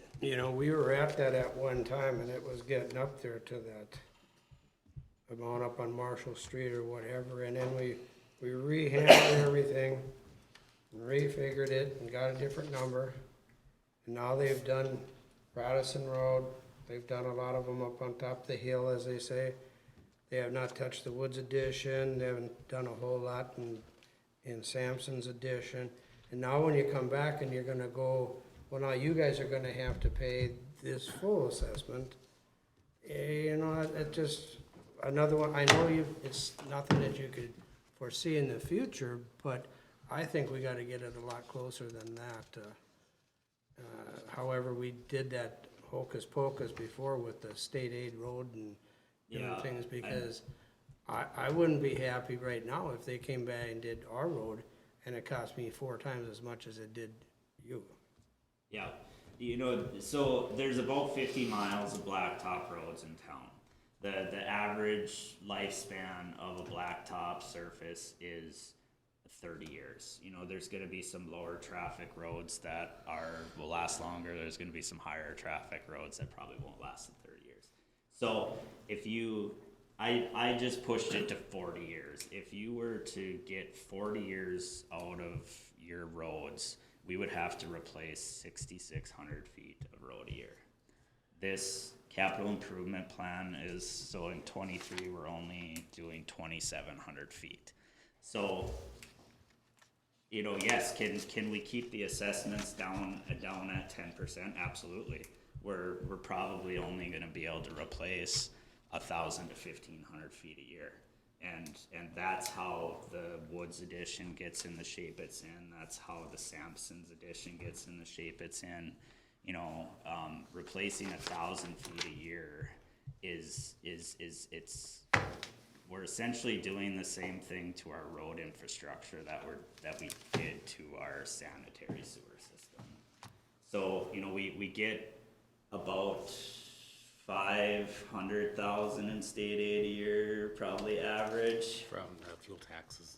Yep, from the fuel taxes, and then, the water fund sends over to the improvement fund about $200,000 a year so every out-of-city limit water account pays a double water rate, and that extra revenue goes into the improvement fund in the theory that they didn't pay for the infrastructure to get the water sewer infrastructure in, so that in future projects that too. So we'll just say $700,000 of revenue comes in for road repairs a year. So at the end of the day, we either gotta raise the assessment rate and be able to keep up with our. It's either gotta be paid by an assessment or it's gotta be paid by a levy. So you know, you could have a lower assessment rate and add a street improvement base fee to the water like you do the street lights. If you want to spread it out throughout the whole community, we could have that discussion. But if we truly want to replace, you know, we'll say 3,000 feet a year, the funding has to come from somewhere. I remember at the time when it was the full cost, we had people down here standing on their chairs yiping about, why are you doing ours? Why are you doing ours? We don't need it, blah, blah. It changed the thing, and now they were coming back and saying, when are we gonna get ours done? And now they didn't get them done, and if they don't get them done during this lower end, they're gonna be back on top of those chairs. And I don't know if you were around back that long ago or didn't come down to these meetings then, but it's kind of brutal when they, How high are you planning on raising them to? You know, I would, to get to where you would cover about 30% of the overall cost, it would have, a reconstruct would have to go to about $200 when it's currently at 40. The 2-inch overlay would have to go from 15 to 35, and the full overlay would have to go from 20 to about So the 74. question is then basically, how many feet do you have to do to replace everything every 40 years? About 6,000, so we would So have the to. question is, I think a minimum, we need to do the 6,000, whatever, because you said the average street lasts like 30 years and you're pushing it to 40. Yeah. So the question remains is do we want to do it through a levy or do we want to do it through assessment? So what? Well, I also asked Brandon to photocopy the resolution that you have in place right now on this. So you guys should all have a copy of that. It's right behind the CIP. And again, this is for your information, thoughtful I think it is something that you guys probably do want to visit more in depth on. we can do another time. I just want you, while we're going through these numbers, to have that in the back of your head thinking, wow. Yep, and that's why I think having this, so you guys know what you guys, as council people, months before you put in place, what's in place now. But I'm just saying, and the first giddy up is gonna be, the Woods Edition's getting worked over next year supposedly, right? Yeah. That was the plan? And now instead of doing it for $40, it's gonna cost them $200 a running foot? if this proposal is actually Right. passed, but you have many alternatives. You have the levy it throughout the city, you have a reduced rate, doing less per year. I'm just giving my 2 cents that you probably should look into a couple of different ways of doing it before we Absolutely. come back to the table to do it, so. Yep. Just a heads up. I can figure out, you know, a base rate, we'll call it a street improvement fee on. People are the gonna water bill. understand if you explain it to them that way, that we did the best we could, and we got it down at a proper rate. With the craziness now, it's going back from here to here, and we're gonna have to help out your friends and neighbors, cause you got a deal over here. And just let's explain properly and. Yep.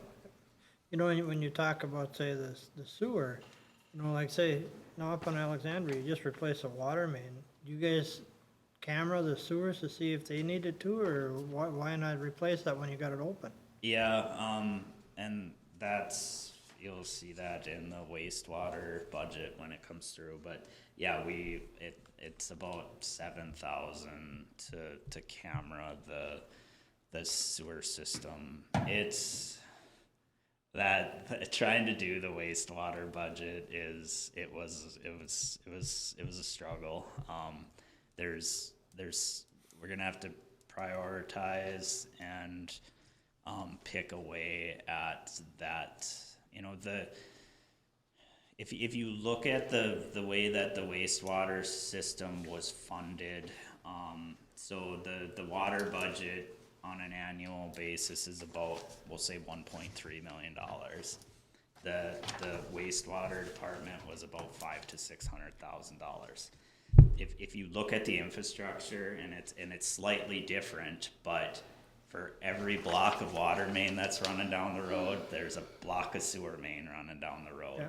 For every, you know, we have 6 wells that are pumping out at the well site to get the water to town. There's 11 pump stations throughout town pumping it to the ponds. It's extremely similar, and I think the fact that we've been funding that account with $600,000 a year, if you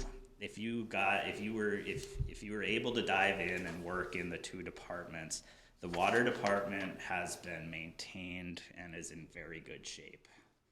We've done, you know, probably a third of the town has had the water main replaced. The wells, the pumps have been, you know, it's newer infrastructure because we replaced the surface water plant, but you know, you'll see in my proposal, I'm trying to get the revenue in the wastewater closer to the water because it needs a lot of work. Well, that's why I say, when we're digging this, you know, since the streets are getting that more expensive too. Yeah. And we dig the street up, and we dig the water, and we don't do the sewer. So the sewers are, I like the lining process better than the sewer because it doesn't, no matter how well you recompact that street, there's always a little bit of settling, and then you got that underneath a brand new street. I like, you know, they can go down there's a manhole in the wastewater mains about every 300 feet. So they shove, it's kind of flexible like a fabric sock, but it's a resin that they shove down the pipe. They pump hot water to it, and it expands, and then it creates a new pipe inside the old pipe. Okay. So you don't have to excavate. Okay. And we are replacing manholes and whatnot, but we're cameraing them and making sure they're not offset to where they can't be lined. And that's gonna be, right now I'm trying to get our main infrastructure in the wastewater department up to snuff to where when we have issues in our main lift stations and whatnot, and making a safe environment for the guys to go into the lift stations right now is my main priority. But the wastewater it needs a lot of work. We, during high water, you know, we normally pump 400,000 to 500,000 gallons a day. We had so much I&I in our system, which is, you know, groundwater getting into our wastewater system, that we pumped 4.5 million gallons for about a month and a half. And it's common for a system to, you know, maybe double for a week or two after a high water event, but our system just could not handle all the water. So, But there is a way of doing the wastewater without tearing everything all up. without tearing the street up. Good enough. Think about it like if you're familiar with anybody who has a stent What? in their heart, a stent, Yeah. or if you know some, where they stick in a liner and blow it out. That's what Brandon's talking about. Instead of cracking your chest, you're putting in a stent and expanding. Okay, I think we should continue on because there's lots more for Brandon to get through yet tonight. Okay.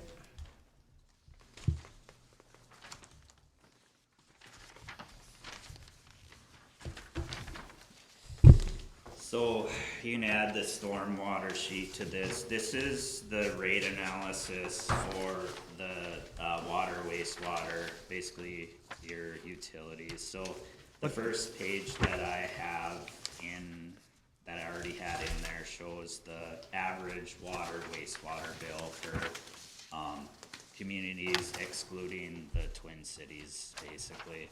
So you can see the city of Crookston is, that Alex, the only service that they're providing is wastewater service, and that's the only reason that they're a lower rate than we are. So that $37.76 is the average water, wastewater utility bill, and then you can see we're one of two that don't charge a stormwater rate. And that's that second sheet that I handed out to you guys later. There's, we bill about 34,800 bills annually. So I was proposing to add a stormwater base fee of $4 per account, which would give us about $140,000 in revenue to maintain our storm system. If you remember when we relined the Crooks Club storm sewer, so it was from it wasn't their storm sewer, but at that intersection to the river, it cost about $75,000 to reline that. I don't know how many feet it was, but we'll say 400 to 600 feet. There's a couple more of those repairs that we need. There's a sinkhole that I've been trying. The river's finally low enough. I think we can get a price on relining the storm going to the river down by the old Torkelson repair. And then there's another culvert out by on Crescent Avenue, right the channel that runs through the street shop property. That one needs to be relined too. So I'm, the wastewater department has been absorbing these repairs over the years, and I feel like we need to start a fund. And there's a big need for storm sewer out in the arena addition, and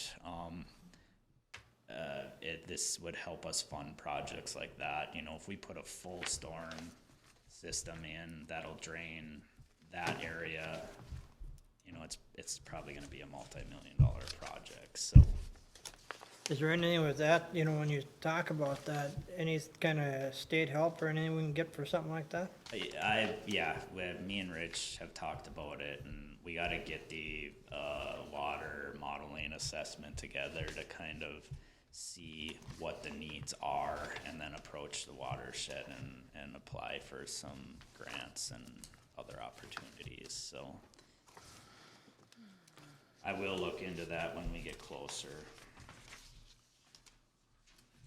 I don't know exactly what. So you're proposing a $4 and what cent? A $4 per month stormwater fee to be added to the water bill, and that would be about $140,000 in revenue a year. Have you got a total now? Okay, we were gonna raise the garbage fee, the light fee, this here stormwater fee. Have you got a total how much actually you're gonna raise a month?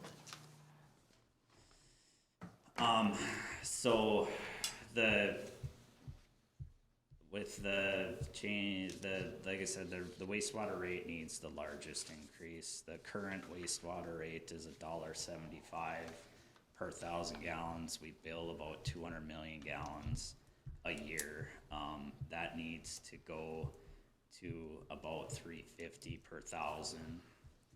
And then the water rate needs to, the water rate's more, it's a DNR tiered rate, so depending on how many gallons you use, it goes up, and then once you get up to 100,000, it goes back down a little bit. So I was proposing that rate would go up 10% to support itself. So the average, this rate here is taking into account water, wastewater, and stormwater. So if we do the increases that I'm proposing for those three, we are at 57.89 per month average. So we get between St. Michael, we drop down one spot. And I think, I would imagine that a lot of these communities are higher because they're doing what Delane is talking about. They're supporting their levy with their utilities. So, you know, I've been here 16 years. We have not changed the water rate since I've been here. Yeah. They took 50 cents off the water rate and put it to the sewer rate maybe 5 to 10 years ago. That is the only, so we haven't raised rates, we shifted where the revenue was coming in. That was quite a while ago. We can't It was can't about continue to 12 years sustain that. ago. Yeah, Was it 12 years ago? About Yeah. 10 to 12. Yeah, we just can't continue to do that anymore. I mean, unless our levies, I mean, we can, but then our levy is gonna have to be very high, you know? well, so- I'm just kinda wondering, are we looking to, say, raise everybody another $10 a month, $20 a month for all these different rates? I don't have them all added together right now, but I can Yeah. email that out tomorrow. But again, for your information Yep. and consideration, we haven't raised rates No? in 16 years. And I don't know when it was raised before that, so, that's just in my time here, so. Yep. I can dig out the resolution the last time the water rates were, but I don't know that's. What is the reasoning why they don't have the storm water rate, that we've never had one? I don't know why it was never on there, I guess. And I honestly wasn't even aware of a stormwater charge until I got this survey probably 8 years ago. It's evidently a thing. Yeah. What's that? It's evidently a thing. Yeah, Brendan, are we on the water fund yeah, Departmental now? page 1. Okay. So if you go to the 7,110, that's where the rate increases start to show, off that 10% increase. It's really the only notable on page 1.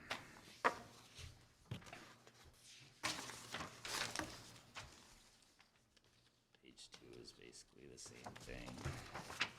You'll also note the prior year was 235 came from reserves to balance the budget last year.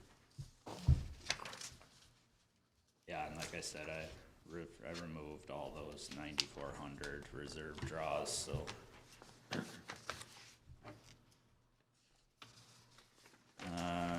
Page 3 doesn't have anything on it, neither does 4.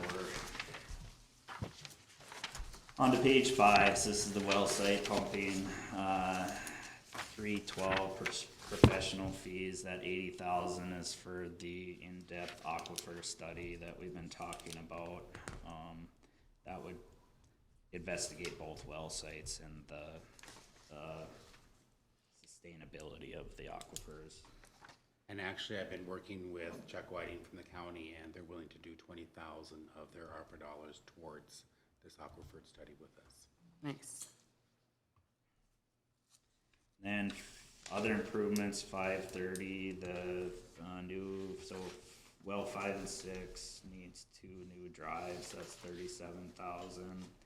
And the well, so the DNR is requiring us to do some additional monitoring out at our well sites. That's 16,000 for the new equipment to allow our SCADA system to monitor the wells. Page 6 is just my notes, and same with 7.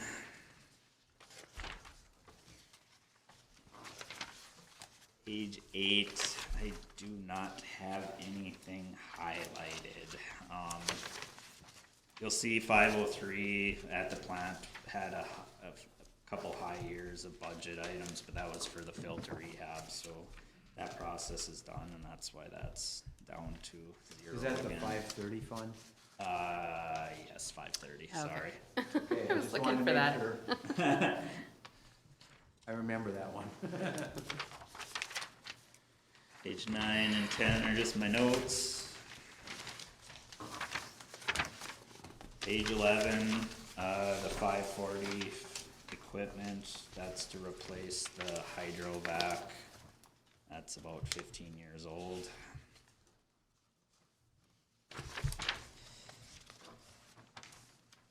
Was there any reserves set aside to replace that stuff, or just, They're, you know, so much a year that we put away for? we don't have a central garage fund like the, street department has. No, we don't. There is reserves in the water, but, not specifically for, equipment replacement, but we could pull from reserves if we wanted to.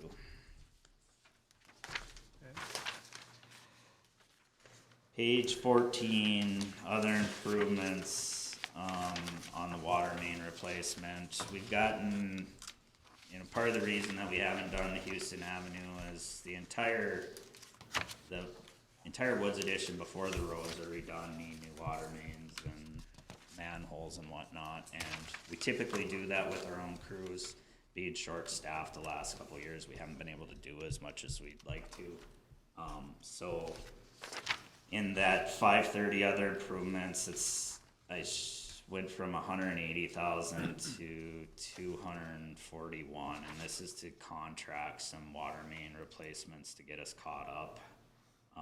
And down in my notes right below, you can see what our 2002 costs projections would be. $160 per foot for main. So Houston Avenue would cost about $130,000 to have a contractor do, and Sherman would cost about $112,000 to do. And you say you used to do them yourself?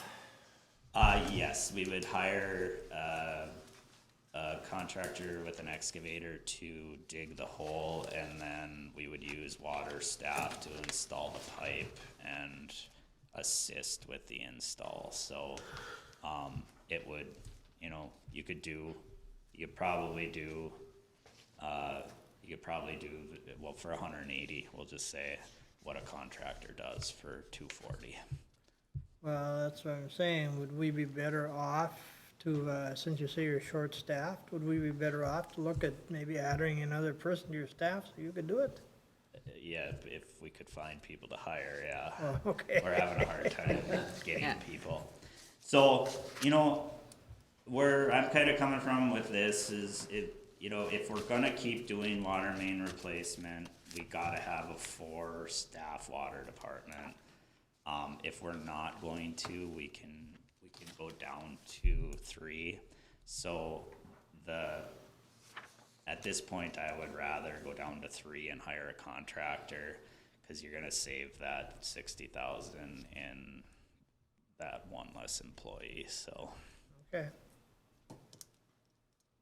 That's all I had on page 14. Page 15, that one's pretty steady Betty. Every once in a while when you get a bad winter, you get more water main breaks, but I didn't mess with that one too much.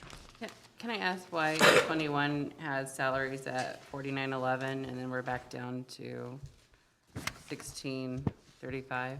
It's just a year where there was more water main breaks than normal, so Okay. I just kind of brought it down to a more average level.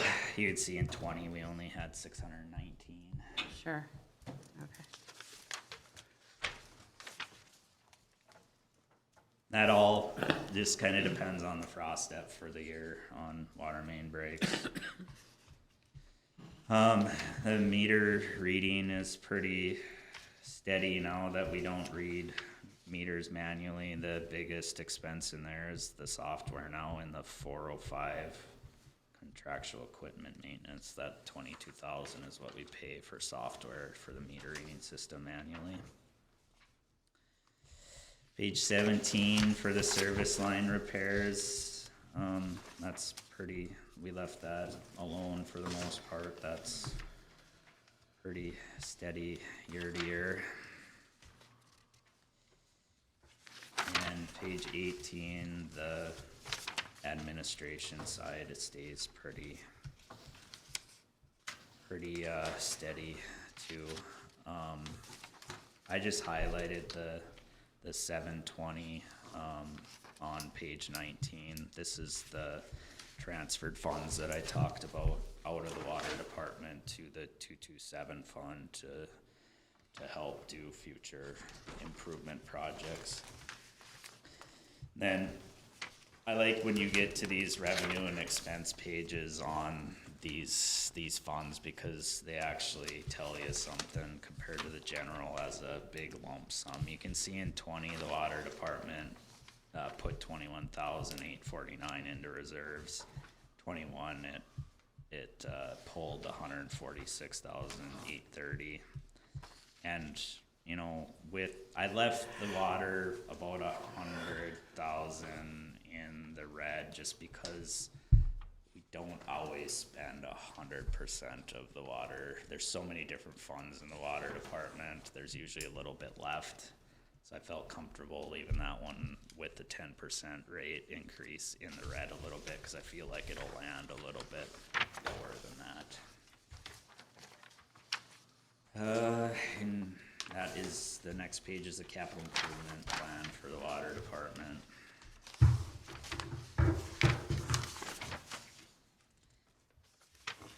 And I left the messiest for last, the wastewater 602 fund.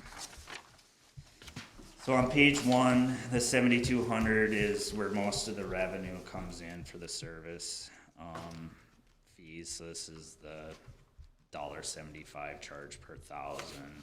Looks, you know, we're in the 426,000 revenue in 20 and 21, and that's because, you know, our big fluctuating services that use a lot of water don't get charged wastewater fee because they aren't connected to the wastewater system. So our wastewater revenue is pretty consistent year to year.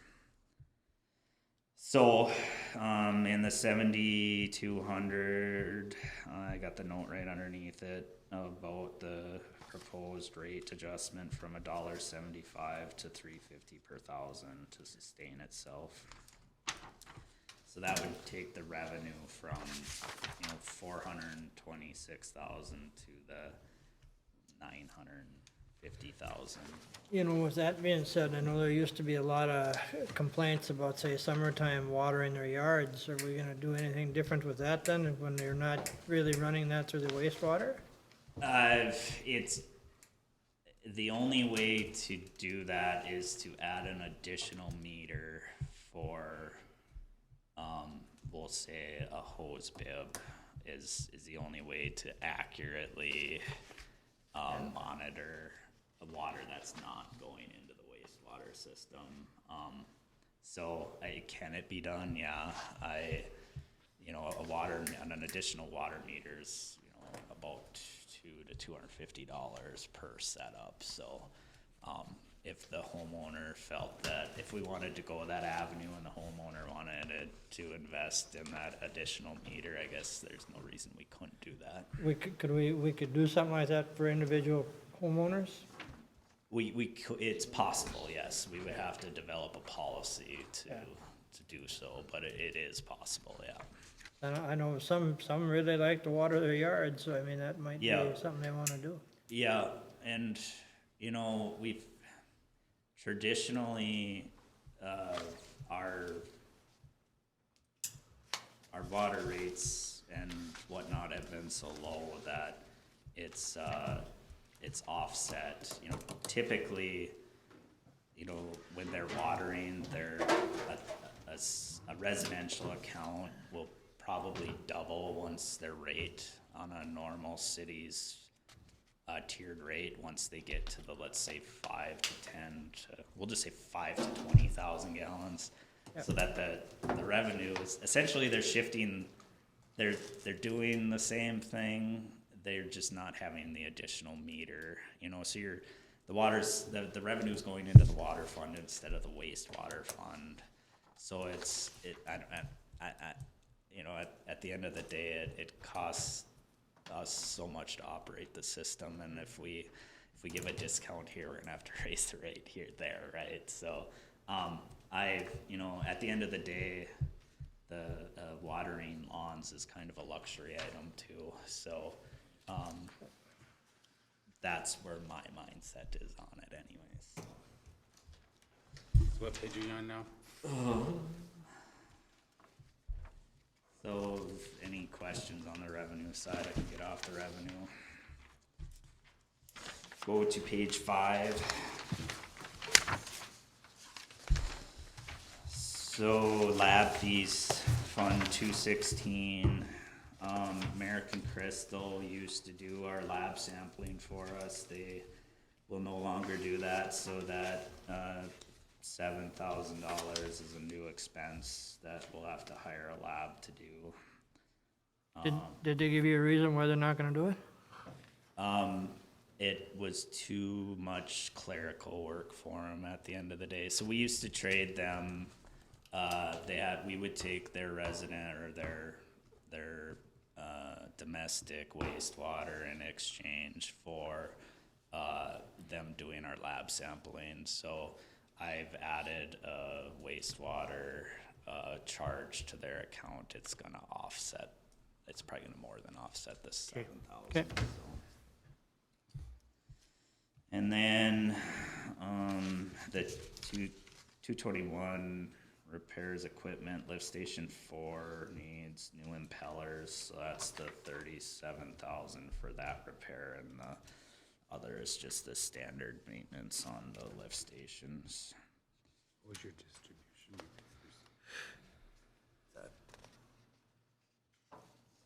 Distribution repairs is 231, so the ponds need quite a bit of riprap repair. You'll see in the capital improvement plan, I got a few years of 50,000 worth of rock to repair our riprap out at the lagoons. That was the capital improvement number 3 for 23.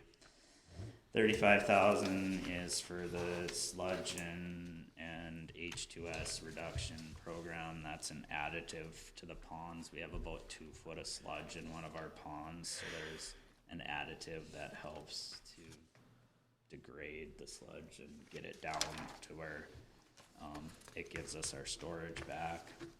75,000 is for that north front relining. That's just an estimate at this point because we haven't been able to get there and get an actual quote. 30,000 is for relining the storm on Central Avenue.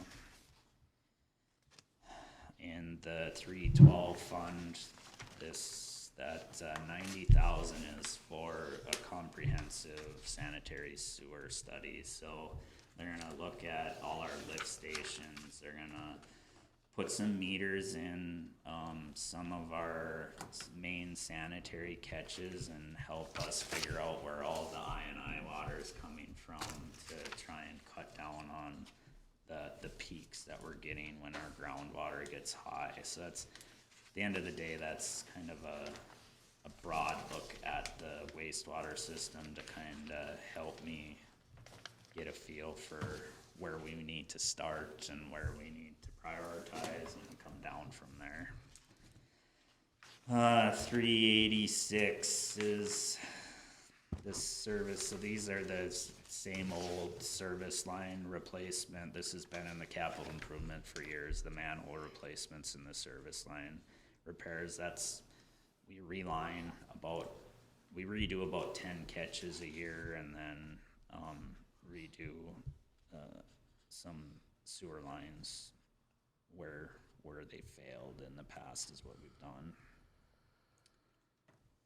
530 lift station 3 air exchanger, and then lift station 4 bypass pump replacement. So lift station 4 is our main lift station. When the river is currently above 8 feet, we have no way to bypass that lift station if the pumps fail. On to page 8. This is just the service line repair fund where any contracted services come out of. And then page 9 is the revenue and expenditures. See there with the rate increase, it gets us to about even. And then this is, I spent a lot of time on this capital you'll see that my street improvement, capital improvement plan is I got 2 years of a decent plan, but I need to get it further out. This is, spent a lot of time on the wastewater capital improvement plan, cause it's the department that needs the most work, so. That is all I have for today.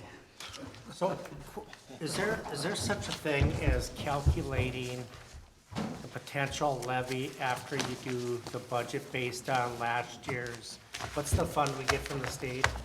LGA? LGA. So let's just pretend for a second, say based on last year's LGA fund that we got, this current budget would increase our levy X amount, so then we can have that in our mind while we're looking at this budget, say, because I'm thinking that the fees, if the fees go up, then the levy's gonna go down, correct? Is that the right way of thinking at that? If we increase our fees if we increase some of our fees, then that's gonna help decrease our levy, correct? I mean, at the end of the day, if the residents are gonna have to pay either through fees or levy or a combination of both, correct? After this one tonight, the budgets that you have left to do is the airport, Valley Tech Park, and then the rest of the Fund 101. Once all those have been presented to you guys, then I will key all those numbers in, and then we will bring it back to another Ways and Means so that you know, okay, with all the numbers that you went through, this is where you're sitting at right now. If you approved everything that the department has put into the budget. Because I would like to see the proposed increases of fees, how that would, based on last year's LGA, how that would potentially lower the levy. Does that make sense? I mean, so hey, we're gonna gain all these fees in these different areas that we're talking about. Well, it would be broke down, you're gonna have a line for your LGA, how that comes in. And then Right. your levy is on a different line, so you're gonna see revenues of those increased fees already are what's gonna be in the revenues, because they're already increased what they're proposing to you. Okay. Did you see how Brandon had it in there, that he put it at whatever rate? That's what the proposed rate is. Okay. So when we do what the levy's gonna be, that'll already be in that total.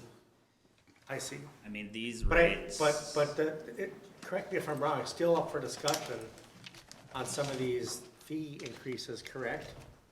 Yes, yes. So I know some of us may say, well, once we figure out all these fees, that's a lot. So then the conversation we need to have is say, okay, we can lower that, but then we gotta look at our levy.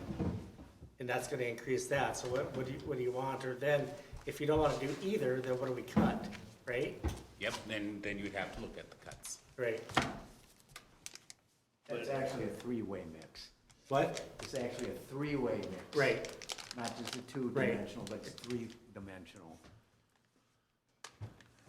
So that's what I think. So will they be around 2 then eventually and say? Oh, I would say you're gonna be around 3 and 4 of cuts. Okay, great. But I mean, I'm still interested to see how these potential increased fees are gonna help with our levy a little bit, I think. So Yeah, and you can kind of see, like how he had on his last sheets, the total revenues and total expense. You should be able to see right now what that did to his, with his proposed increases. Okay. All right, good. And that's all that I have. Brian, LGA can only be used for what, police and fire though, right? Primarily Fund 101, yes. Park and Rec is the one that takes, I think that's 61% of our levy dollars is Park and Rec. I knew that. Okay. The thing about it is you can't count on LG, I mean, that's just a. Right. Well, Right. exactly. You don't know where they're gonna go with that. No, it's based on year of a home and We gotta population. be self-sufficient, so someday that will never happen. And we do rely heavily upon that. Yeah, we do. Is it 89% of our budget? Well, I haven't computed that out. That's a big part of it. Yes, it is, yes, it is. So part of your consideration would be knowing that, how much should be paid for by our users. Where are we at right now, I mean, just roughly off the top of your head with increasing gas or whatever for this year's budget, since you had a. To be very honest, I haven't keyed any of that stuff in. Working with these auditors is where I've been. I mean, where are we gonna do with that this year? I mean, we've already have, we gotta, every department's gotta be blown away this year. You know, at the end of the year, reserves, is that our only choice to fix what we, you know? No, you know, then it comes to that point where if you want, you know, Corky and I to look at doing a bond for something that you guys with the street repairs, you see that, well, let's see if we can get some more state aid to help us with these streets. The budget we're on from last year, you know, that's cannot be, that's gotta be blown away. Well, last year's budget, you pulled from reserves to balance it, so. I'm just saying, when, we still gotta get a lot more to pull out of there, because, I mean, let's look at, we're up 40% across the board. I mean, if we pull whatever out of reserves already, that's not gonna, it's not gonna budget through the end of the year. Know what I'm saying? Yeah, But it's, you know, like I said, we gotta deal with that. because we didn't account for that 40% increase that we're paying now. Right, so we, I mean, that's gotta go into our influence for going into next year. We're gonna have a deficit to start out with, so. It's gonna be an ugly number. Okay, we are adjourned. Thank you.